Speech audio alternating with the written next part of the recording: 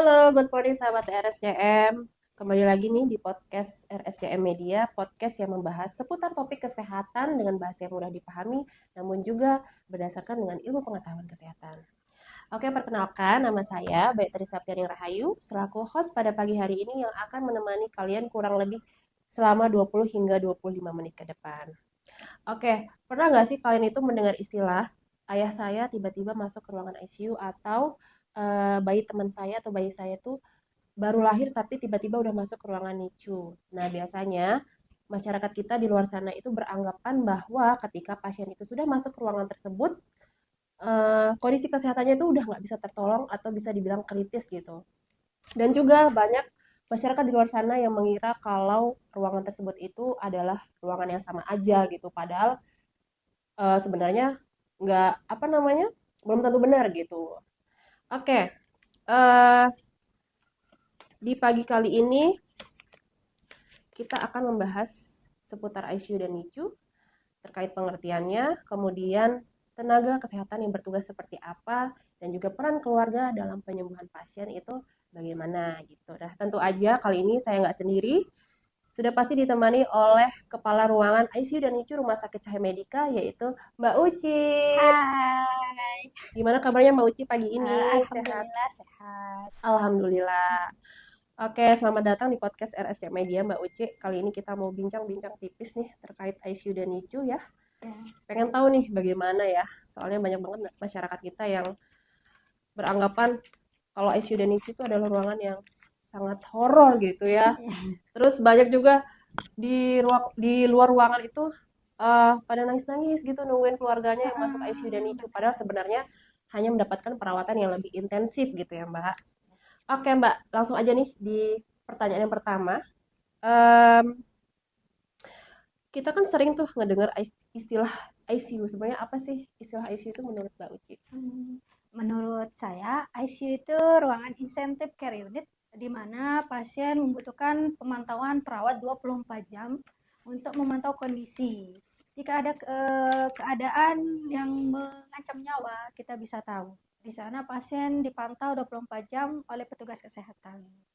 Seperti itu, Mbak Tris. Oke, lalu apakah peralatan yang digunakan itu berbeda nggak sih Mbak sama di Mm-mm. ruangan rawat inap biasa gitu? Pengen tahu juga.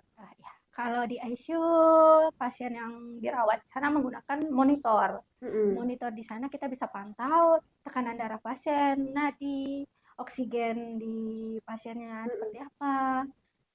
Terpasang juga pasien yang membutuhkan alat bantu napas seperti ventilator, pemberian obat menggunakan siring pump, infus Mm-mm. pump itu sering kita gunakan di ruangan untuk pasien-pasien yang membutuhkan obat penambahan yang Oke. Lalu apa sih yang membedakan ICU dengan ruang rawat inap?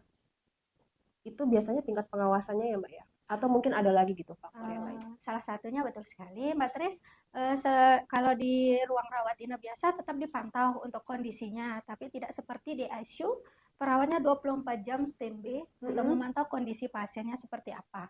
Kalau ada kendala, kalau ada masalah dengan alatnya, pasti perawatnya atau tenaga kesehatan di ruangan ICU bakalan tahu dan melakukan pemantauan lebih ketat.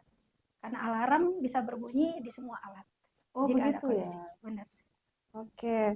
Eh berarti kalau misalkan ada alat yang nggak bisa berfungsi, Mm-mm. itu langsung gercep gitu ya Iya, petugasnya ya Mbak ya, benar sekali perawatnya Mbak gitu. Tris. Ya, Oke Mbak Uci.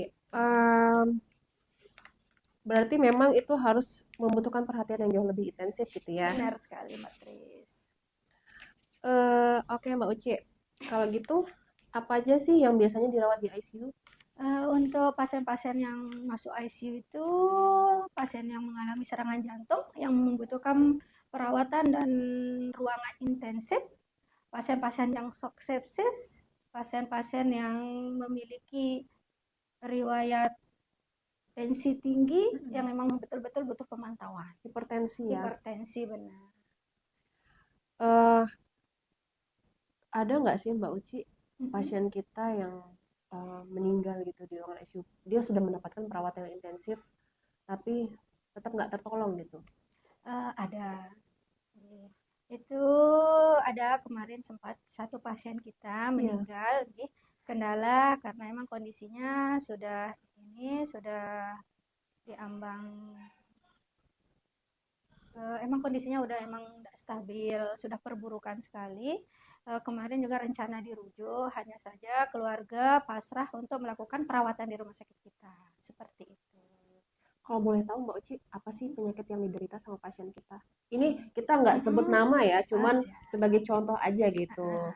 Kadang pasiennya salah satunya sepsis, shock sepsis. Itu ya Shock paling. sepsis itu apa Mbak Uci? Shock sepsis itu seperti infeksi, Oh, ya, infeksi di tubuh pasien, di mm-mm. aliran darah pasien. Itu yang terlalu ini apa yang sudah sangat tidak bisa Parah gitu ya. tertolong, parah sekali. Infeksinya Seperti tuh karena apa sih Mbak Uci? Kalau boleh tahu? bisa karena ini dari penyakitnya, dari eh, infeksi itu bisa dari Udah menyebar gitu ya iya Mbak Uci ya. menyebar benar. Berarti penyakitnya tuh udah terlalu lama dibiarin mungkin, jadi menyebar. Kelamaan, karena lama dibawa ke rumah sakit, penanganannya juga tidak cepat, itu yang buat lama kelamaan tambah infeksi, sepsis, ya. Oke. Turut prihatin ya Mbak Uci. Iya. Oke Mbak Uci. Berarti ini kan banyak juga nih pasien-pasien yang biasanya habis operasi tuh masuk ruangan ICU. Tapi apakah semua pasien yang baru selesai operasi itu bakal masuk ruangan ICU nggak sih Mbak Uci? Tidak semua pasien yang habis operasi bisa masuk ICU. Itu pasien yang diperuntukkan untuk ICU yang emang benar-benar membutuhkan pemantauan yang intensif atau perawatan intensif di ruangan ICU. Seperti itu. Oh iya, kebetulan almarhumah mama saya tuh Mbak Uci, beliau kan memang kemarin tuh habis selesai operasi juga, Iya. terus langsung masuk ke ruangan ICU. Kita ngira juga keluarga tuh kayak bakal gimana-gimana gitu kan kalau masuk ruangan ICU itu.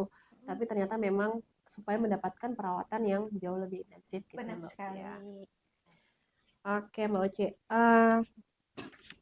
Lalu Mbak Uci ini kalau kita ngelihat nih tayangan di televisi ICU, kan itu Ya. selalu dipenuhi sama alat-alat medis tuh ya. Sebenarnya alat tersebut itu digunakannya untuk apa sih? Di sana di ICU itu ada alat medis itu monitor. Monitor itu Mm-mm. untuk memantau tekanan darah, tekanan darah, untuk kadar oksigen, nadinya pasien.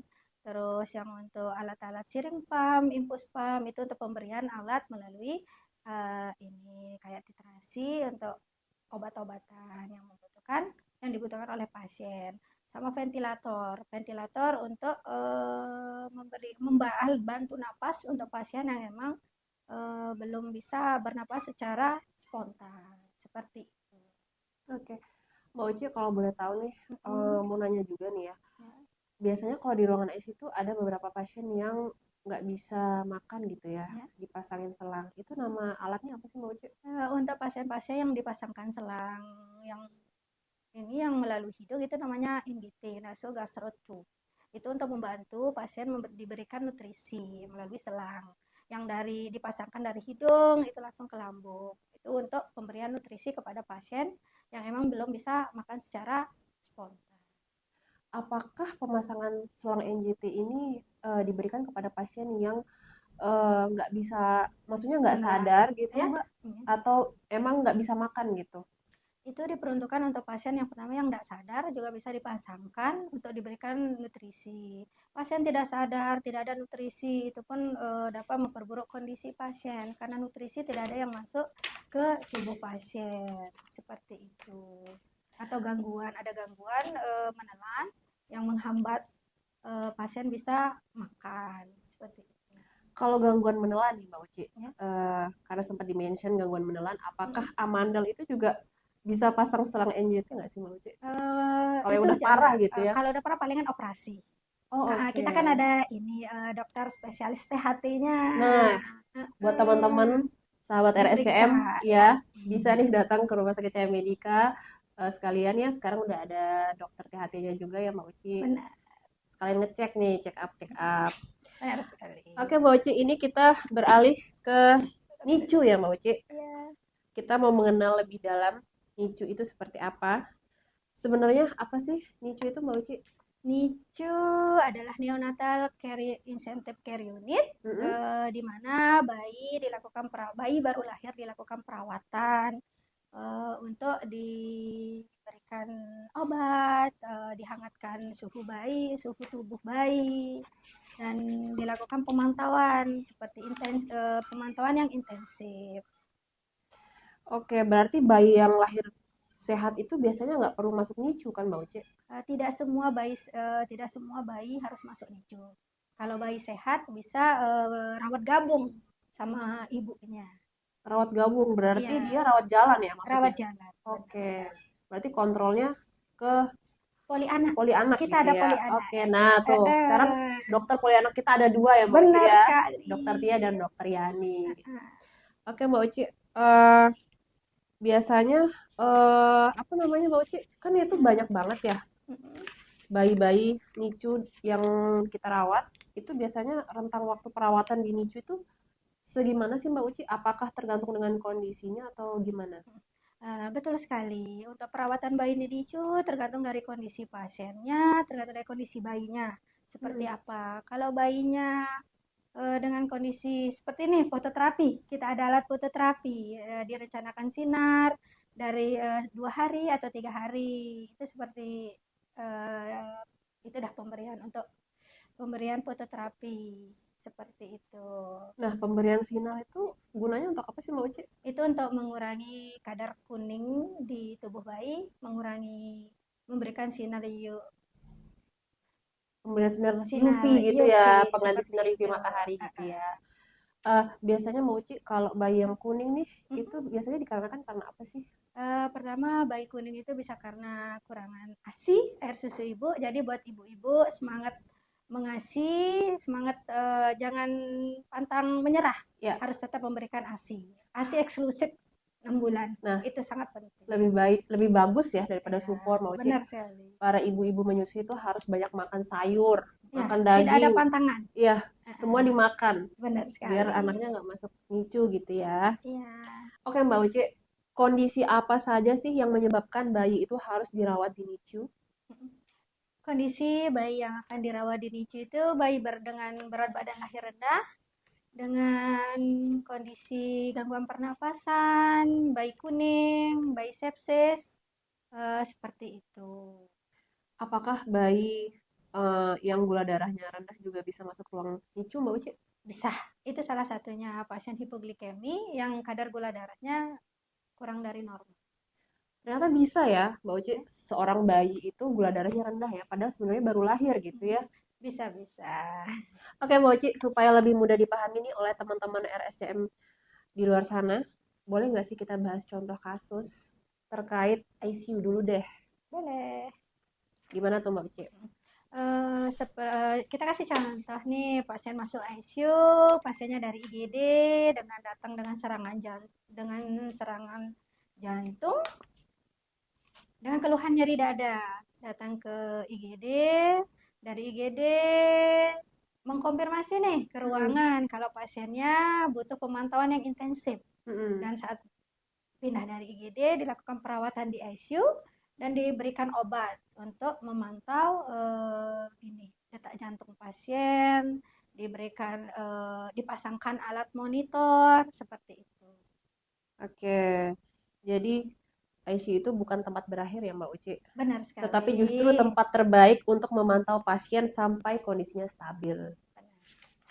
Oke Mbak Uci, kalau contoh di NICU itu bagaimana sih Mbak Uci? Contoh kasusnya, boleh deh di-spill dikit Mbak Uci. Kalau di NICU banyak pasien yang bayi yang baru lahir sesak napas itu dibawa ke ruang NICU untuk dilakukan perawatan dan dilakukan pemasangan alat. Di sini dari dokter anaknya disarankan pemasangan CPAP. Kita ada alat CPAP itu kita pasangkan dan dengan menjaga kondisi kehangatan tubuh pasien.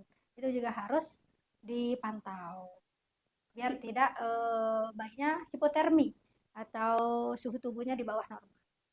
oke, si PP itu alat untuk menghangatkan ya Mbak Uci? Bukan.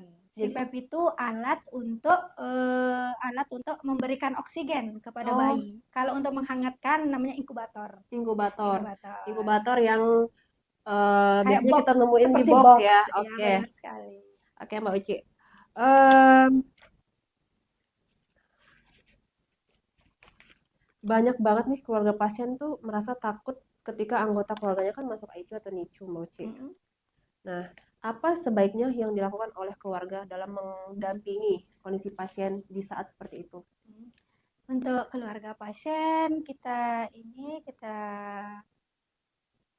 sebagai perawat, tugas kita untuk menenangkan pasien, menenangkan keluarga pasien, memberikan dukungan emosional juga itu perlu untuk keluarga pasien biar tidak berlarut-larut dalam kesedihan seperti itu. Oke, Mbak Uci, sekarang kita akan memasuki segmen mitos atau fakta.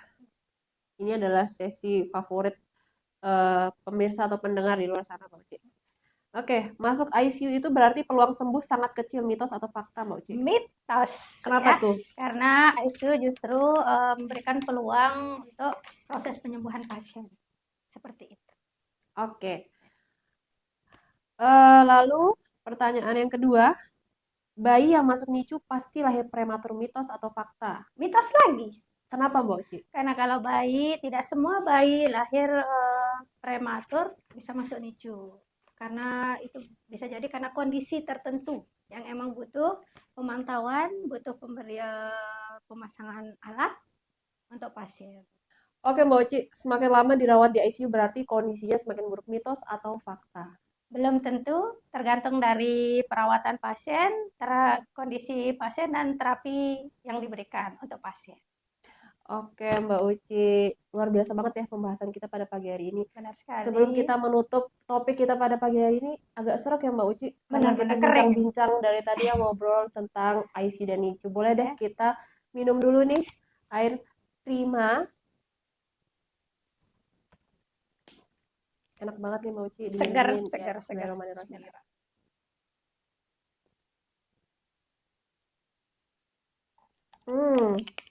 Segar-segar. Air prima buat seger. Ini cocok ditemanin kalau kita mau ngobrol Mbak Uci ya. Iya benar bincang-bincang. sekali. Oke Mbak Uci, sekarang kita mengetahui nih bahwa ICU dan NICU itu memang sama-sama merupakan ruang perawatan intensif tetapi memiliki tujuan dan pasien yang berbeda. Benar sekali. Oke Mbak Uci, makasih banyak hari ini sudah meluangkan waktunya bincang-bincang pagi terkait ICU dan NICU. Untuk informasi sahabat RSCM di luar sana, nantikan episode-episode kita di bulan depan bersama teman-teman dari RSCM yang pastinya sudah sangat berkompeten di bidangnya masing-masing. Bye-bye Mbak Uci. Bye teman-teman.